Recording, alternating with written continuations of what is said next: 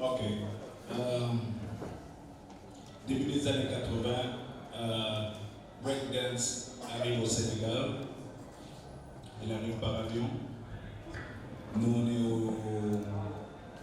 au début au collège Sacré-Cœur et au lycée Vanvo, la Gueye. On voit des gens qui commencent à faire des choses comme ça, donc nous aussi on fait comme ça. Donc on a commencé par la danse, breakdance, smurf.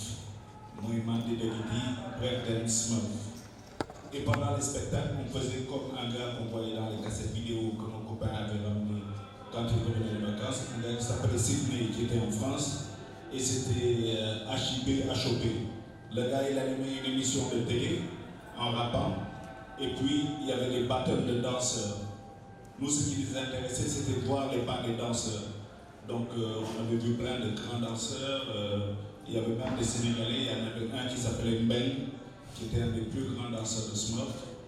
Et à la même époque, commence à voir le jour à Dakar un grand groupe qui s'appelle le Dakar City Breakers. Et Dakar City Breakers, si vous voulez les voir, c'était souvent à la boîte de nuit, le Tchossan. Et c'est au Tchossan justement qu'il y avait le premier rappeur qui s'appelle Aziz Ndiaye, DJ Ziza.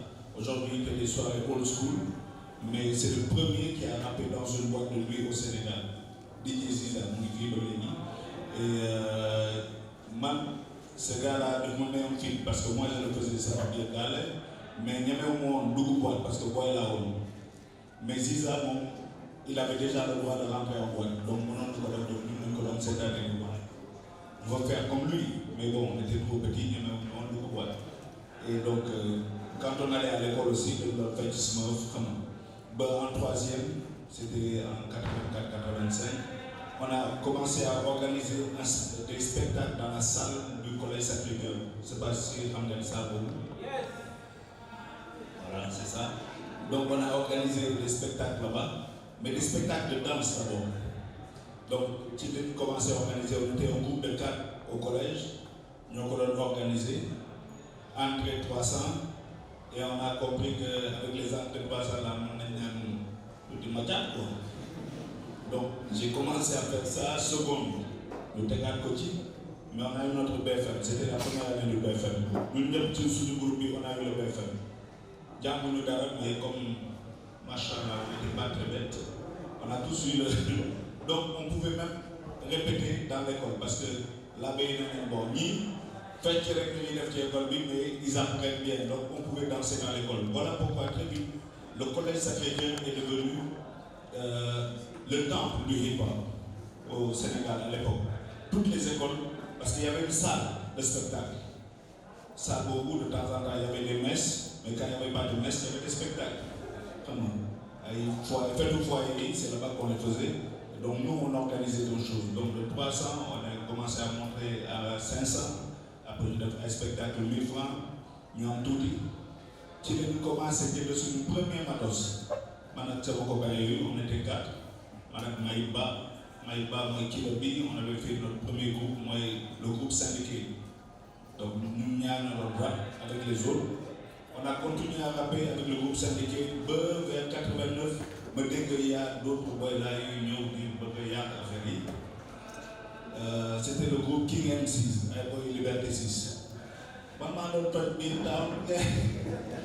moi, j'ai commencé à me dire. Donc, il a commencé. Chaque fois que je rappelle, je donne quelques mots en Wolof.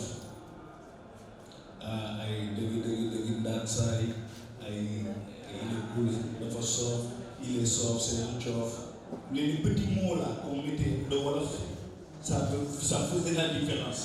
Et c'est comme ça qu'on s'est dit, est-ce que nous, on n'essaie pas un morceau 100% Wolof? Et plus tard, on a fait un morceau 100% Wolof. C'est où on disait du PDS, du PBS. Tu vois? Ça, c'était le premier morceau qu'on a écrit 100% Wolof. C'est pas parce qu'on le voulait vraiment, c'est parce que le gars qu'on voulait qu'il nous produise, C'était le manager de Stevie Wonder, c'est un Sénégalais, il s'appelle Soumaré. Il était venu à Dakar, nous avons grand, il est sur une maquette, nous avons développé la maquette, c'était en français et en anglais. En tout cas, pour nous, c'était de l'anglais. Ouais, il développe, mais vous rappelez en quelle langue, mais quoi, anglais? Mais les anglais, là, mais pour vous rappeler pour qui? Pour le peuple. Avec Malcolm X dans cette année. Donc c'est pour le peuple. Mais cette peuple, c'est qui? Le peuple, les gars. Mais nous, c'est l'acte américain, nous comprenons là. C'est le gars au Sénégal, ils ne vont rien comprendre. Rappel en Wolof. Donc c'est comme ça qu'on a fait le premier texte. On a fait le premier texte là. Et puis après, en 92, il y a une compilation. On a rappelé ça dedans. Dakar 92. C'était la première fois, nous on entendait nos voix que sur des cassettes. On a entendu notre voix dans un CD, c'était le premier CD. C'était une révolution. CD quoi, la dénoncé. Pas dans un CD. On est CD, mais bon, bref, c'est comme ça qu'on a fait en 94. Entre-temps, MC Solar est venu ici. Il nous a écoutés, nous n'êtes que des amis, il nous a invités à Paris. Il y a un album, mais dans Paris, dans Suisse, on a fait Paris, on a fait la Suisse, et on a été bien accueillis par le mouvement hip-hop. Le mouvement hip-hop français, les DJ, parce qu'on avait Crazy B qui était le meilleur DJ de l'époque. On avait Dynasty. Moi j'ai été d'abord DJ, soit dit en passant, Kibir Sikabi. On fait beaucoup de soirées de Coladera, donc j'étais DJ dans les Sika. Donc on avait fait même le championnat de DJ en 90. Eduardo Moko organisé, non 89 je pense, non 90. DJ Eduardo Moko organisé, j'étais deuxième. Et bon, comme c'est lui qui a organisé, qui a amené son jury, et c'était moi le deuxième. Bon. Et c'est comme ça que j'ai eu mon premier job. En 90, j'ai travaillé, excusez-moi, bon, si vous pouvez faire pause sur les caméras, je travaillais pour Marlboro Music. Bon, vous n'avez pas le choix. Hein. C'était bien, ça payait bien. Donc Marlboro Music nous a permis d'avoir de l'argent, d'avoir un salaire et de produire les maquettes de PBS. Tu vois tout ça pour vous dire, être danseur, de la danse plus basse au DJing. Et d'ailleurs, le fait d'être DJ, quand j'ai eu un peu d'argent, un peu d'économie, je me suis dit, mais toutes les soirées qu'il y a dans les cités, chaque week-end il y a des soirées, cognon. Des gars ont du son au bar. Tu l'as dit que investir dans mon premier business. C'était, j'ai fait des sonos. J'ai fait peut-être 12 000 watts de son. Et comme ça, la même nuit, je pouvais mettre ma sono pour sonoriser 3-4 endroits. Et donc, tous les DJ avaient maintenant des vrais sonos, les tables à baf, parce que nous, au début, vous me dites que commencer à DJ, à faire, à amplifier, à platine, à lecteur cassette, à micro. Donc, tous les DJ pouvaient avoir un bon son, donc ils venaient venir chez moi. On va Nescafé commencer à nous louer du ban, on va Coca-Cola commencer à nous louer du ban. Des sonos, l'outil lu lekk lu naan déggoo ma ne après ma ne bon waaye ma investir ci benn pojom bant fer lu lekk lu naan day ñëw rek pojom yi taay laa ko bàyyi sinon solo yi ba léegi ñu ngi fi et c'est ça qui a commencé, c'est comme ça que je suis rentré dans l'entrepreneuriat parce que déjà, je vous ai dit, vers fin 80 déjà, à mon avis, déjà sous nous sommes, pour avoir de l'argent de poche. Parce que nous ne sommes pas de tel Watchet, donc ça va y avoir un monde d'Afrique. Donc c'est ça qui a fait que très tôt j'ai commencé à travailler. Beaucoup de gens pensent que Awadi ne peut pas Abli. Non. J'ai commencé très tôt. Début 90, j'étais déjà indépendant et je gagnais déjà de l'argent. Et j'avais déjà un gros salaire par Marlboro. Donc ce n'est pas tombé du ciel. C'est vrai que nous pensent que non, je suis un fils d'instituteur. En 84, il était déjà mort. Donc j'étais seul garçon à essayer d'écouter faire. Mais c'est ça l'esprit hip-hop. Le hip-hop, ce que ça te donne, c'est l'esprit d'entrepreneuriat. On n'attend rien. Il fallait tout créer. Il fallait créer des émissions radio pour qu'on écoute ce qu'on fait, nos maquettes. En 92, on a ouvert les FM et j'ai tout fait pour rentrer à la RTS. Il y avait FM 92 où RFI émettait. Et quand j'ai commencé à animer là-bas, il y avait un jeune qui venait les mercredis avant mon émission, donc on donne quoi qui vous intéresse. Je me dis, devant une maquette quoi, deux dialogues sur ma maquette. Je me dis, c'est pas bon. Je me dis, non, c'est pas bon, écoute le son, c'est pas bon, c'est cassette. Donc, une cassette chromée, cassette métal, fer, chromée. Et puis, on enregistre bien, parce que là, c'est pas bon. Et puis, tu as des petits temps, texte du bas, mais le flow, c'est nul. Oui, mais. Oui, oui. Dem face. Tu peux faire ça. Mais oui, il revenait le mercredi d'après. Ne me grand, bien, déglou. Comment oui? En fait, ouais, écoute, le temps. Mais il n'a jamais laissé. Aujourd'hui, je suis fier de dire que c'est un des meilleurs MC légendaires de ce pays. C'est vraiment pour moi.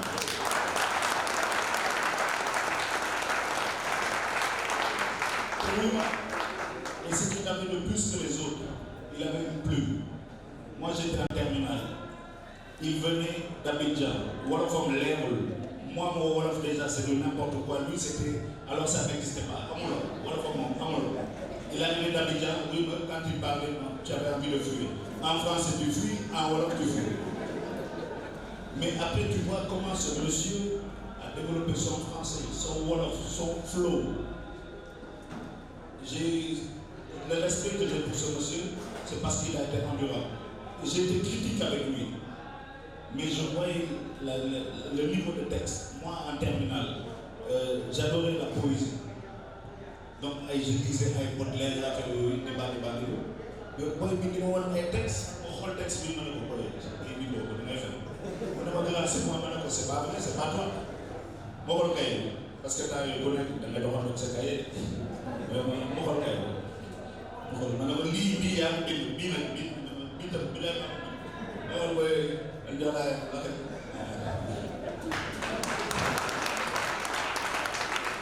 Après, il m'a présenté un autre de ses copains, un autre malade mental. Et moi, je n'ai pas vu qu'on a fait un groupe. C'était un gars qui s'appelait Bruno Colli. Après, on l'a connu sous le nom de Bibson. Oui, mais c'était deux fous. Et très tôt, ils ont compris qu'il fallait représenter leur quartier. FASS. J'ai vu qu'il y avait déjà un concept, engagement. C'est-à-dire, nous, on était engagés. Mais nous, non, on s'appelle Pivas Muslim. La nation islam. C'est vrai, on n'avait pas de djihadisme. On était en 82. On finit avec le djihadisme. Mais ils étaient prêts de nous tel rang. Là, moi, c'est un concept. Parce que quand tu fais ta musique, il faut avoir un concept. Il y a beaucoup de gens qui existent. Ils ne sont pas venus faire des positifs d'action. Ils ne sont pas venus faire autre chose. Ils sont venus avec leur concept. On est entre ce concept. Ils l'ont défendu. Et ce n'était pas facile de défendre ce concept à l'époque. Ils ont même pris des positions dangereuses. C'était par rapport à l'affaire Maître C. Il a fallu chaque fois, on est hardcore, mais ils peuvent nous tuer. Ils ont pris des risques. C'est pour ça que quand je vois les gens parler d'engagement, je dis, vous ne saviez pas les risques qu'il y avait avant. Il y avait une radio.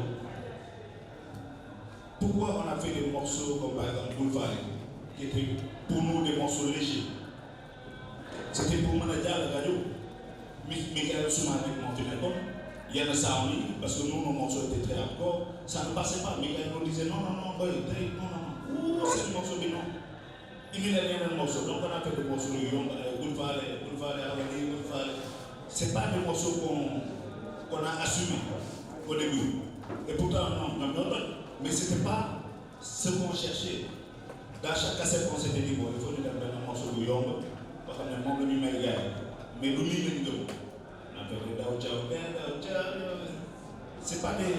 c'était pas sur ça qu'on misait. On misait sur des morceaux plus hard, mais malheureusement, c'est des morceaux plus légers que les gens voulaient. Bon, bref, c'est pour vous dire, on a fait de la radio pour faire passer notre musique. Parce que personne ne voulait faire passer notre musique parce qu'ils considéraient que c'était trop hardcore. Quand on a fait passer la radio, nous Deniti, Aziz Koulibaly avec chaîne Inter, FM 92, et puis en 94, Sud de Tognon, nous devons faire ce gars. Babacar Touré nous a appelé Atlantif à l'époque. C'est vrai, on a d'abord fait nous comme l'affaire de Didier, vous êtes sûr? Dans les essais, dans les tests de Sud FM, c'est comme ça que Sud FM a commencé. Nous devons faire Cocoji, Didier Safnia, Marou Solbi, en fait, tout nous courir pour nous double. Parce qu'on s'est dit, si on est seul, on peut aller vite. Mais si on est beaucoup, on peut aller loin. Donc il faut toujours venir en mouvement, en masse. C'est pour ça que même quand on sortait, ça a été dans une guerre qui début. On ne sortait jamais à un. Si nous tu voyais le groupe. Si nous belle en boîte, n'importe où, si on dit que c'est dans non, oui, mais forcément il faut me faire. Parce que déjà, nous, on est beaucoup, gars. On avait une vision claire. Bon, bref. Après la radio, on s'est dit, si on veut que ça dure, il faut nous enterrer. Donc, on a commencé à faire des émissions avec Moïse Ambroise Gomis, Moïse Ambroise Gomis,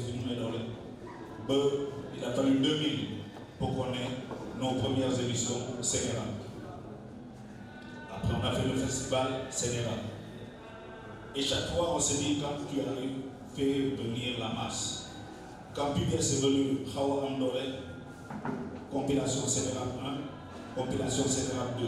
Pour créer quoi? Pour créer un mouvement. Seul, on va aller vite, mais ensemble, on va loin. Et chaque fois, on s'est dit, l'autonomie du Corée. Même quand on faisait nos événements, anniversaire PBS, on s'est dit non, on ne fait pas un jour, on fait 2 jours à Sorano. Personne n'osait le faire. On s'est dit 2 jours à Sorano. Comme ça, on met la pression au game. D'ailleurs, nous-mêmes, on n'appelait pas ça un game, au mouvement. Parce que c'est très important. Aujourd'hui, les gens appellent ça un game. Mais nous, ça n'a jamais été un game. C'était très sérieux. C'est que les jeunes appellent un petit game. Il faut au niveau. Aujourd'hui, beaucoup de gens me disent, mais ah ouais, non, parce que faut moi, c'est ma vie. C'est l'histoire de ma vie. J'ai 52 ans, c'est l'histoire de ma vie, je n'ai jamais rien fait d'autre. Tout ce que j'ai eu, c'est cette musique qui me l'a donné, c'est cette culture qui me l'a donné. It's not a game. Et donc, voilà, c'est un peu comme ça que Positive Black Soul, c'est dans cet esprit qu'on est allé. On a eu des victoires, on a fait nos conneries, nos tasseries. Ça, c'est l'histoire de la vie. Est-ce qu'on en est fier? Non. Mais ce qu'on a réussi, c'est garder l'amitié et la sincérité de notre relation. Parce que notre relation n'était pas basée sur l'argent, ni sur les femmes. Nos problèmes n'étaient pas causés par l'argent, ni les femmes. Et la chorocratie, le coro en Bambara, c'est le grand frère. La chorocratie qu'il y a dans PBS, on est frères pour la vie. Aujourd'hui, les défendent PBS, Awadi défend PBS, mais quand on est ensemble sur une scène, le bonheur, le plaisir qu'on prend, c'est PBS for life. C'est pour ça que tout à l'heure je te disais, il y a quoi Sikap là, aujourd'hui, vous devez faire mieux que nous. Nous, quand on a commencé, il n'y avait rien. Il n'y avait rien, c'est-à-dire, vous ne devez pas qui est En 92, pour faire un morceau, il y avait Sénégal 92, pour faire un morceau pour les Lions. Tu vois, déjà à l'époque, on le faisait en 92. Oui, on a fait le tour de Dakar à pied. Man, Khouman, Dengiti, il y avait qui encore? Hein? Le mur de Dakar. À Kennedy, hein? Bon, en tout cas, on était 5-6. On a fait le tour de Dakar à pied. Pour nous, on nous a chassés. Parce qu'on voulait juste enregistrer une maquette. Il n'y avait rien. Aujourd'hui, quand un jeune démarre dans le rap, il a tout. Donc il n'y a pas de raison que surtout hier ou à tard, que vous dormiez en place. Il n'y a pas de raison qu'aujourd'hui, les rappeurs sénégalais ne puissent pas jouer à Bamako, ne puissent pas jouer à Conakry à côté, ne puissent pas jouer à Niamey. On a régressé. Et Simon, je te félicite d'avoir organisé ça.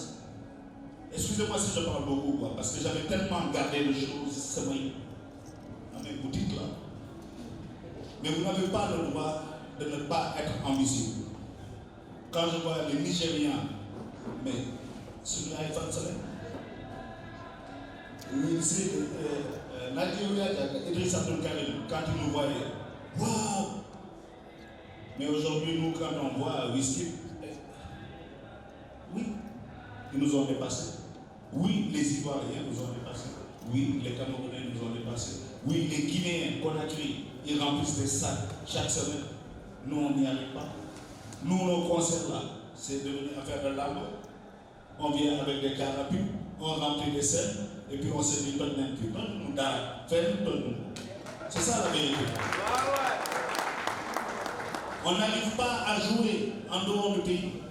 C'est bien d'être number one chez soi. Mais à un moment, il faut qu'on aille amener le drapeau partout. Aujourd'hui, je vois Daragui un peu partout. Ça fait plaisir. Mais et nous autres, là, nous tous, qu'est-ce qu'on attend? On va continuer à dormir en place et faire des podiums gratuits. On n'ose pas faire des spectacles payants. Qui, dans mon coffre? Lui, dans mon coffre. Oui, dans mon coffre. Parce qu'il a un plan de carrière, une organisation. Je suis venu dans son quartier, j'ai vu comment il est organisé. J'ai dit, waouh, il ira loin. Même approche musicale. Il faut qu'on arrête nos histoires de ouais, bout de gueule, ouais, c'est des conneries. Oui, moi, musique des nerfs. Il n'y a pas une histoire de gueule, des nerfs. Même si c'est hardcore, tu peux avoir un message hardcore. Mais musique, il faut qu'on ait. Musique sur l'air, on gagne, donc forcément, on les découvre. Donc, il y a un affaire pour qu'on ait un rôle, donc le gars, il faut kiffer. Pourquoi? Tu penses que les gens, c'est pas bien, ils ne vont pas. Tu ne vas pas payer des gens pour souffrir. Les gens vont pas payer pour souffrir. Les nerfs, oui, moi. Les nerfs. Et puis pourquoi on a le complexe de notre musique, de notre culture? Mais maintenant, il faut venir. Mais pourquoi on a peur de ça? Nos percussions, ce qu'on a de plus, ce qu'on a en plus, ce qu'on apporte de plus à cette musique-là. Enfin, c'est plein de choses, je pourrais parler jusqu'à demain, mais c'est pour vous dire, cette musique-là, c'est la nôtre.